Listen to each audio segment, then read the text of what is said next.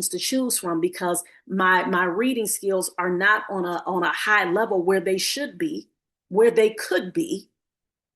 So now I have limited options. I have limited choices. Once again, ignorance is expensive. Hello, everyone, and welcome to another episode of Real Reading Talk. I am your most gracious host, Miss Sasha. And with Real Reading Talk, I discuss the real systemic issues that at the very core, the very foundation as to why we have these low levels of literacy in our Black communities and the ways in which we can combat these issues together. Thank you all again for joining me. I appreciate you all so much, my newbies. I hope that you all gain benefit. I hope that you all share as well. And for my old heads, thank you for continuing to rock with me. Let's dive in. Y'all, the topic of this episode is ignorance is expensive. Ignorance is expensive. Well, what prompted me to speak on this particular topic was because I was listening to a podcast. I listen to this podcast pretty frequently. It's called Circle of Greatness. Nehemiah Davis, giving him a shout out. This brother, he is an entrepreneur. He is in the space of empowering our communities by having entrepreneurs come on to his show and talk about their entrepreneurial journeys, right? And that's just one of the things that he does. And so he had his pastor on there. His pastor's name is Darius Daniels. And he was talking about what was one of his weaknesses. The pastor was. He was saying what his area of weakness was. And he was like, his area of weakness was ignorance. He realized that him not knowing things, not being privy to information, not understanding, not knowing things, it cost him. And that's when he proceeded to say ignorance is expensive.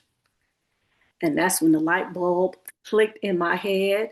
I told my daughter, I said, text me right now. Ignorance is expensive. And I said, that's what I'm going to be talking about on this episode of Real Reading Talk. Okay?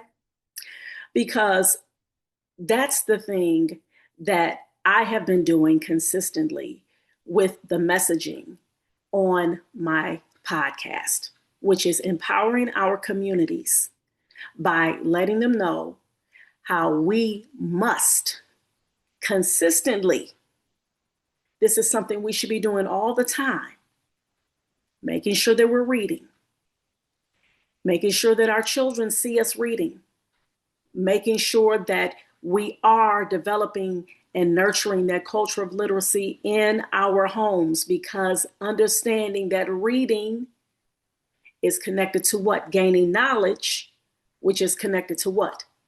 Pushing back against ignorance, right?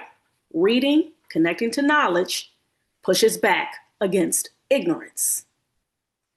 Because when we don't know things, when we are limited in our knowledge, and then even if you know how to read, if you're not even trying to make sure that you're reading, then it's going to cost you big time. There are a plethora of benefits to reading. But guess what? You do have our folks out here who are struggling with reading. And a big part of the reason why is because if reading was not normalized in your families, within the community, then you're not really going to think that it's something that's very important. So when you have these situations, which I have seen frequently, where you'll have adults who struggle with reading, and then we wonder why a lot of our children are not trying to read or maybe struggling with reading. Because us as the adults, we have to be the example first. We have to show that reading and making sure that we are reading things that are beneficial, that's going to help us, that we're doing that and we're making sure that we're modeling that for our children. That is how we are going to get our children into reading.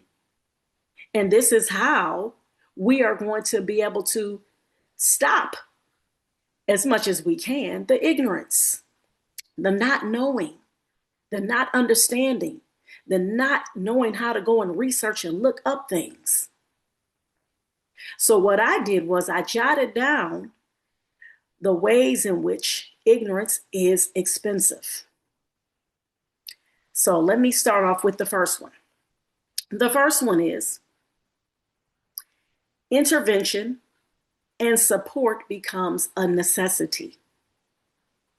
So remember, if we are not making sure that our children, while they are in the wombs, they are being read to, they are being immersed with books, with reading, with conversation. If they don't see that normalized, then what's going to happen? It's going to be a struggle for them when you feel like, okay, well, this is something that maybe you feel like, okay, this is what the school should be doing. This is what the teacher should be doing. They have to make sure that my child is up to par in reading. But in fact, you skipped over who the first teacher was, which is yourself. And understanding that, no, the mother and the father, we are the first teachers for our children. They should be gaining that knowledge from us.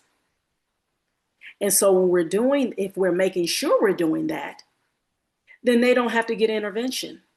We don't have to worry about them being on some type of reading plan at school, or they don't have to get this extra tutoring hours after school, or you don't have to try to rely on some type of, assistance or whatever the case to try to get you the tutoring that you need because maybe you can't afford the tutoring. So now you have to depend on some type of program to be able to get you tutoring for your baby. Well, in fact, you could have made sure that your child had those skills from the beginning. And this is not an episode where I'm trying to beat up on anybody at all, because trust and believe, I understand, I get it.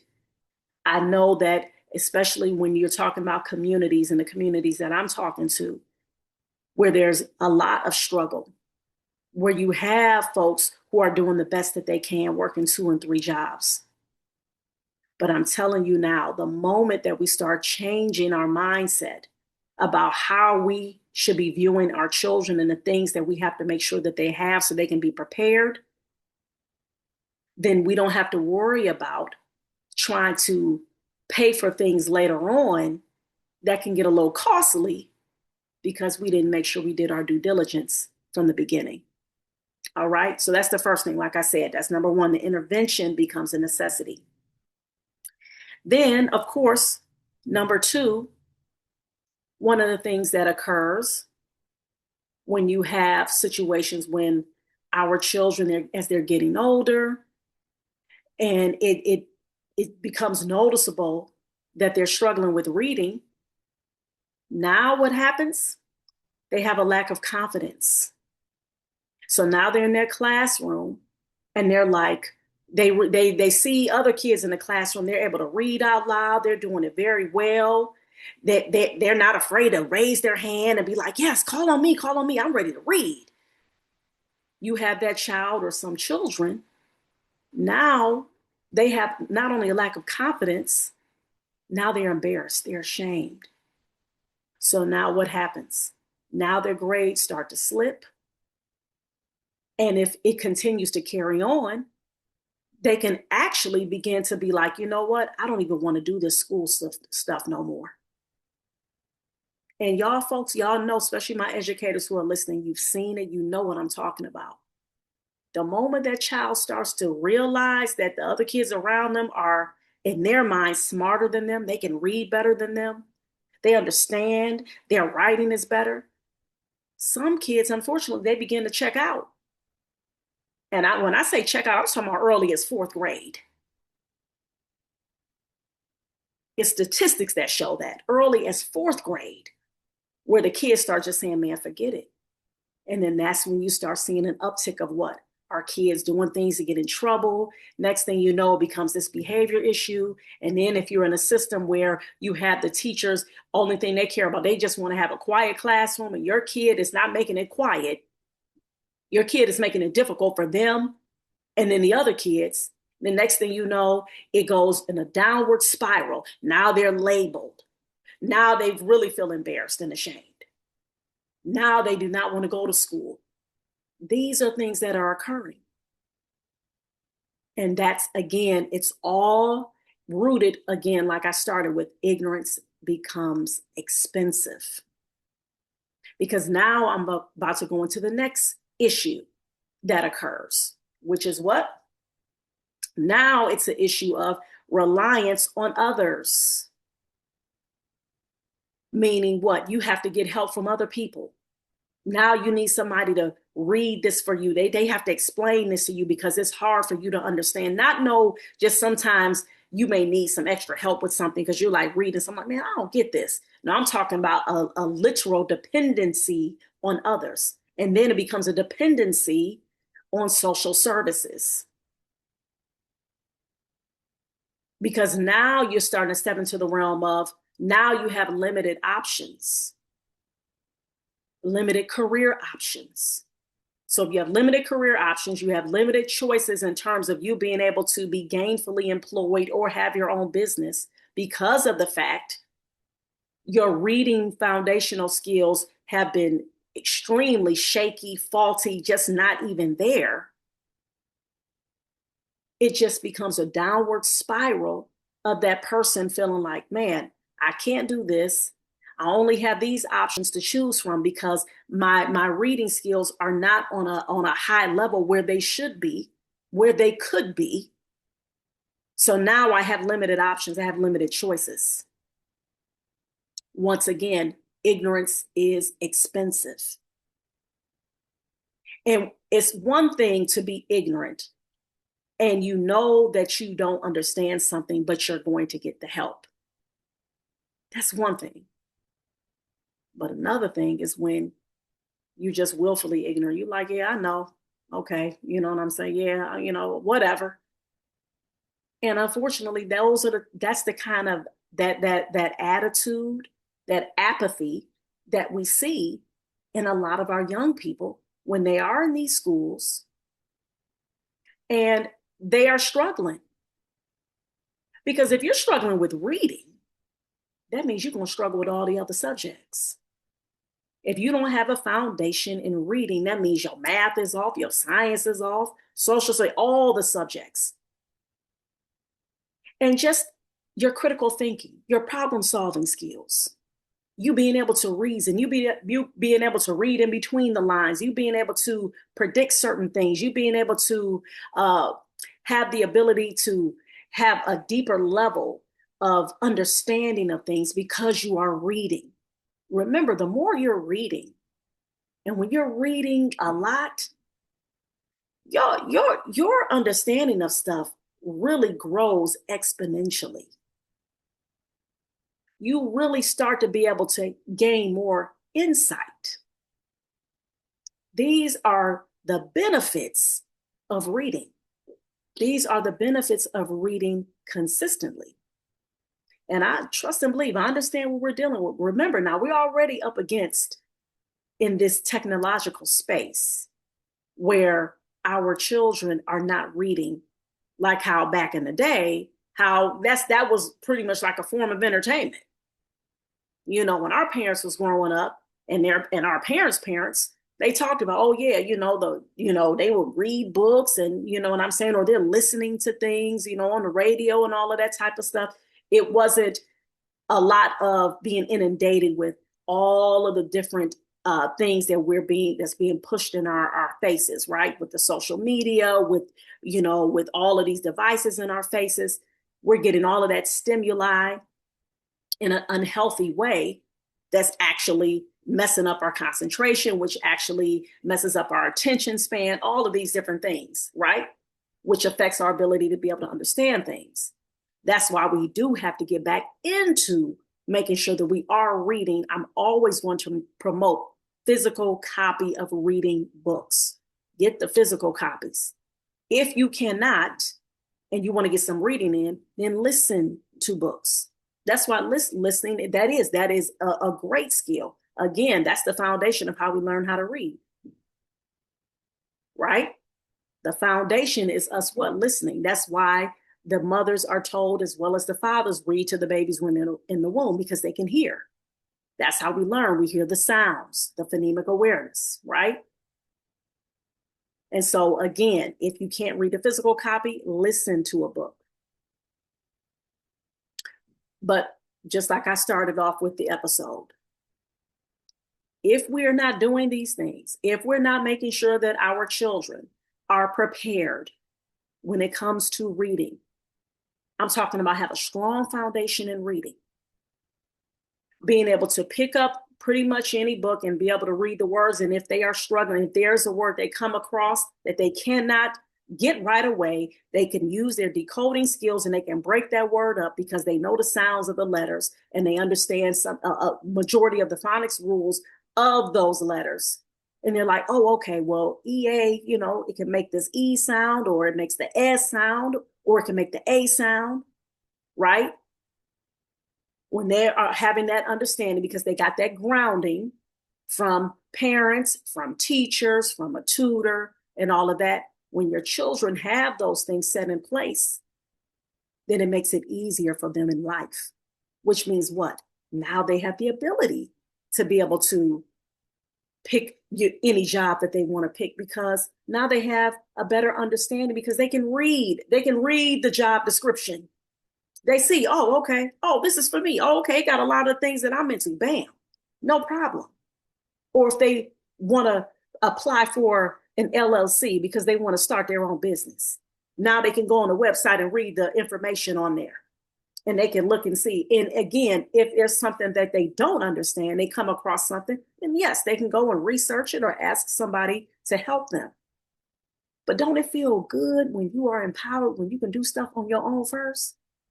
Think about it. Just like how we're telling our kids, right? And we try to remind our kids when they come and ask us stuff, we say, okay, well, wait a minute, what research did you do? Back in the day, it was what? Go look it up. You want to know something, go look it up. That even though, sometimes our parents may have done that just because they maybe they didn't feel like trying to answer it, or whatever the case may be, it still gave you a sense of empowerment. Now you can go do stuff on your own. God bless the child who got his own, right? When you are someone who's able to go and research on your own, figure it out, that's a beautiful thing.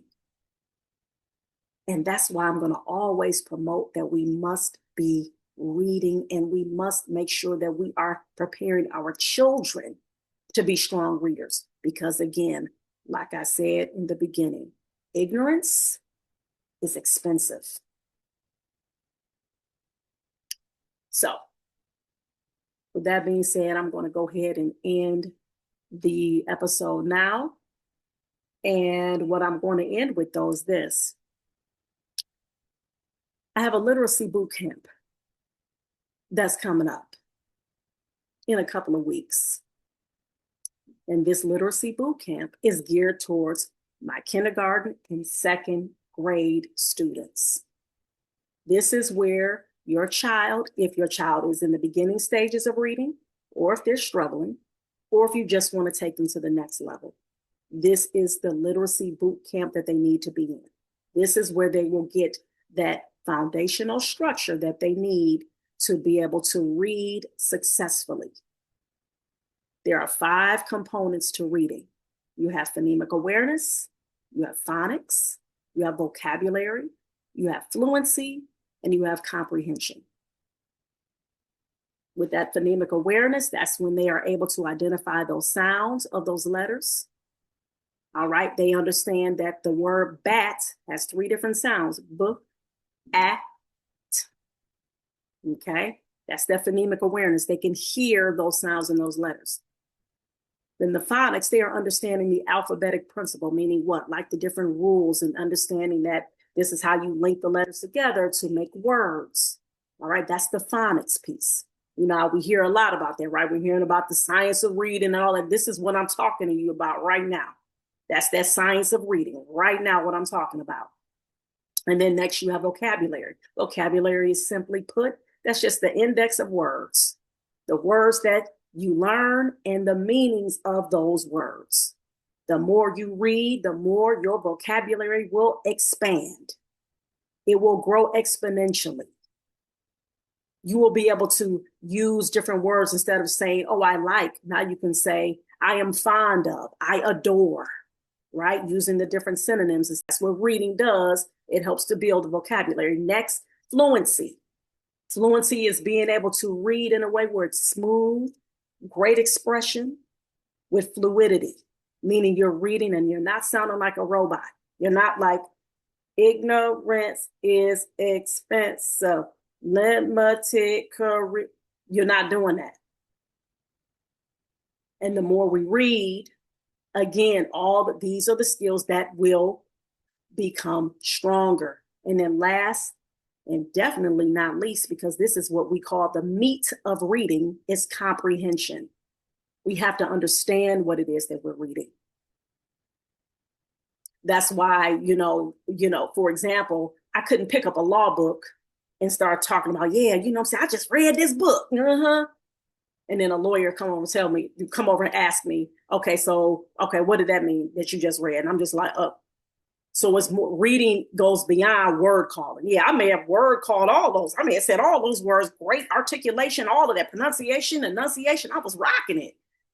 But if you ask me what was it that they were talking about, and I'm like, see, what had happened was when I crossed the T and dot, no, honey.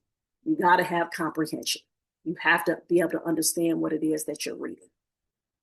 So, all of that being said, to put a cap on it, make sure that you text Literacy Bootcamp to the number 216-256-8627. I have 7 spots available on purpose. I did not want it big on purpose because I wanted to be able to have that connection with each of my students in the boot camp. Because when you are working in those smaller groups, that's when you're able to be more effective. You're able to get a good read, a good understanding on who is getting what, what level each of the children are on. You could say, oh, okay, well, I see this child ain't real strong with this. Oh, so this one is a little weak. And then I can be able to give better feedback to the parents at the end of the literacy boot camp. So that's why I said only 7 spots available. So if you understand what investment is, which I know you do because I'm talking to you, and you understand that when you are investing, you're not looking at this like, oh man, I got to pay this because it's $175. Yes, it is, for 4 weeks, 2 hours each week. And they are going to be getting all types of tools, strategies, tips, engaging activities, games, all of these things, meeting those children where they are and empowering them, making sure that they have that foundation. If you understand that, you understand the benefit of that, then you know that paying the $175 is an investment. It is not, oh man, no, you like, I'm about to do everything I can to make sure I'm investing in my child's future. Because I understand that ignorance is expensive and I don't want my child to be a burden on nobody. You understand? I know you do. All right. So with that being said, thank you all again for listening to another episode of Real Reading Talk. I am your most gracious host, Ms. Sasha. And with Real Reading Talk, I discuss the real systemic issues at the very core, the very foundation, as to why we have these low levels of literacy in the Black community. But guess what? We're going to talk about the ways in which we can combat these issues together. Thank you all for listening. And remember to please keep reading for at least 30 minutes a day. Peace. All right, everybody. Again, I hope you all enjoyed that episode. But of course, most importantly, I hope that you gain much benefit from the episode. And as always, like I remind you all, sharing is caring. So make sure that you share these episodes, all right? Anytime you get some knowledge from anywhere and it's beneficial, make sure you share it, all right? Because this is how we grow as a community and we keep bringing in the good stuff and we're able to weed out the ignorance, all right? Little housekeeping. Once again, I'm a pre-K through 4th grade reading tutor. Go to my website, abclearntutoring.com. Click on the free reading assessment today to get your child the help that they need. Also, I'm the founder and executive director of ABC Read, and our mission is to develop and nurture a culture of literacy in Black and underserved communities. We've been doing this over 10 years, giving over 8,000 new or gently used books, having dope reading programs, and you can help support us by going to our website, abcread.org. All right. Make sure that you subscribe to my YouTube channel, Reading is Freedom. A plethora, multitude, a variety of read alouds that you can choose from with your child if you're not able to read a physical copy of a book. Also, which is dope too, the books that I'm reading, go ahead and get the books from the library. You guys can also read along with me as I'm reading to the babies, okay? And then Reading is Freedom shop.com. Yes, you all see the mug because I truly believe that reading is linked to our liberation. Only way that we're going to truly be free is we are gaining that knowledge. And how do we get knowledge? One of the ways, of course, we get knowledge in many ways, right? One of the ways is making sure that we, again, know how to read, all right? And that we are reading, all right? So with that being said, I'm going to leave you all two things. Number one, I've been reading the book. It is called the book. What is that book called? Shoot. Dr. Karita Brown. I had mentioned that book before, Battle for the Black Minds. Yes, Battle for the Black Mind. That is the book that I'm almost finished with. I highly recommend that you all grab that book from the library so you all can read that book. And then the quote I'm going to leave you all with is what I started with from the brother pastor Daniels, which he said, what? Ignorance is expensive. Okay? All right, y'all. So I thank you all again for listening. Again, this has been Miss Sasha, and you all take care. And remember to please keep reading for at least 30 minutes a day. Reading is freedom. Peace.